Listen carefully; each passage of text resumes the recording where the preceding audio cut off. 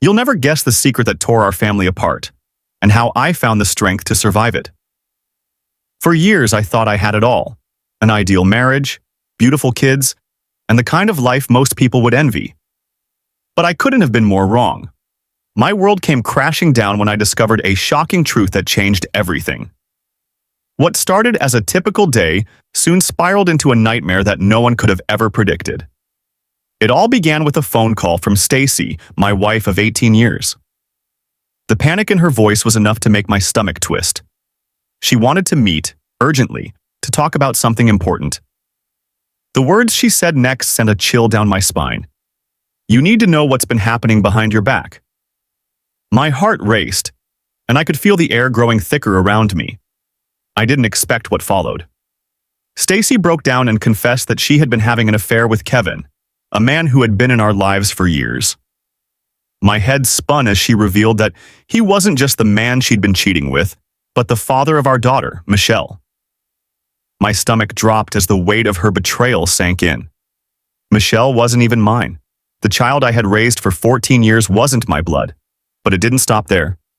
Stacy sobbed uncontrollably, pleading for my forgiveness, begging me to stay. "Please, Chris," she cried. "I want our family back. I love you." But what was I supposed to do with that? The person I had trusted, the woman I'd built a life with, had shattered it all. My kids were devastated too, and I could already feel the distance growing between us.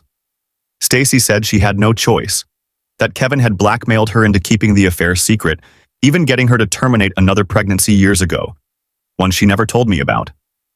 All of it hidden from me. I could hardly breathe, let alone think clearly. In a daze, I asked, "What do I do now?" "You need to get a lawyer," Stacy said, her voice trembling. "I'm not sure what'll happen next, but we need to figure this out."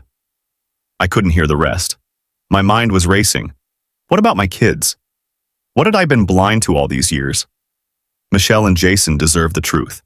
It was time to face Kevin. He was in the hospital recovering from the assault Michelle had caused in a fit of rage.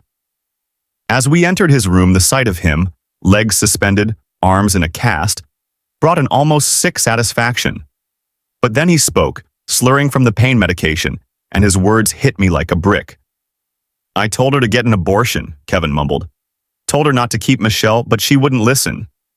I've been telling her for years, but no, she had to keep that little brat." I stood frozen. My mind couldn't process it. What did he mean Michelle wasn't mine? The reality I'd been living for over a decade crumbled in front of me. Stacy's reaction confirmed my worst fears. "Don't listen to him, Chris. He's on drugs. He's lying." But I couldn't deny it anymore. "I want a DNA test," I said, my voice shaking with rage. "Now." Kevin barely managed to nod. The truth was becoming clearer by the minute, but I wasn't sure I was ready to hear more. Still, I demanded answers. I couldn't stand being in that room for another second.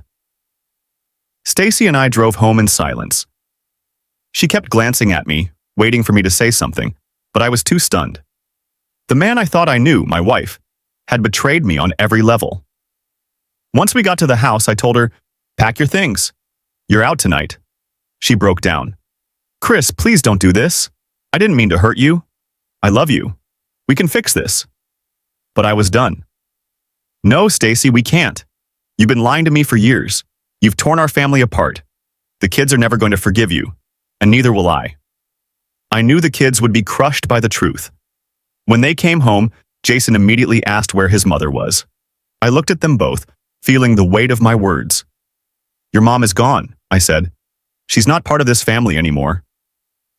That night, as Stacy packed her bags, I felt a strange relief wash over me. The marriage was over. She left, and as she drove off, I wondered if I had made the right choice. But I had to think about my kids, Michelle and Jason. They were my everything now. No matter how much it hurt, I had to protect them from the woman who had broken our family. Time passed, and though it took years, my family found a way to heal. Stacy attempted to reach out, sending cards for birthdays and Christmas, but neither Jason nor Michelle wanted anything to do with her. When Jason turned 18, he told her outright, "You're not my mother anymore. You're dead to me." Michelle wasn't far behind. It was the final blow for Stacy, and for the first time, I felt a little sorry for her. Kevin, too, faced his consequences. After we had a DNA test done, Michelle was confirmed to be my daughter, but that still left me with the haunting question. What about the pregnancy she terminated all those years ago? Was that child mine too? That thought would stay with me forever. As for me, I took comfort in the fact that I was able to provide a stable home for my kids. They grew up strong, Jason earning a baseball scholarship and Michelle pursuing a nursing career. They were thriving, and I couldn't be prouder.